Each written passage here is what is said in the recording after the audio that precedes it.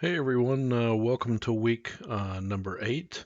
I'll keep this welcome video pretty short. I'm going to attach another video that our instructor lead shared with us over the weekend, which really works well. Again, in week 8, we're going to talk about ethical implications and considerations. And I just want you to think about, have you ever been put into a situation to where someone's asked you to do something unethical, or kind of what some people refer to as in the gray area?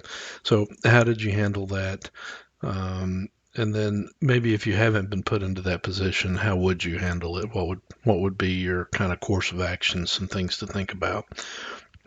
One thing that the video that I'm going to share with you, the link I'm going to share with you, talks about, and this really goes well with your consulting report that's due this week. It's you're going to make some specific recommendations to the company about how they should handle ethics and the framework around it in the consulting report. And one thing that's discussed very well in the video is the key thing around ethics and ethical behavior in companies is the tone at the top. If you have the right tone at the top, where someone really projects high ethics, high morals, then by no means will you have kind of questionable behavior in the organization, because people will know this isn't going to be tolerated or accepted. If you have someone that's more of a risk taker, kind of skates on the edge, and you'll see in the video, then you may have a more relaxed view of ethics and ethical behavior. And you've seen that. You've seen all these companies that have gotten into ethical issues in the newspapers and things of that nature. So that's kind of what I'm talking about with the tone at the top.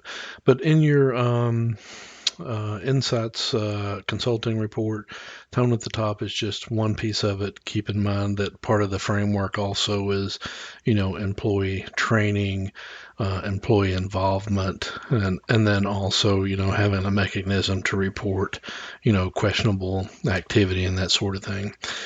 So that's just some key points for your consulting report, and then for the week.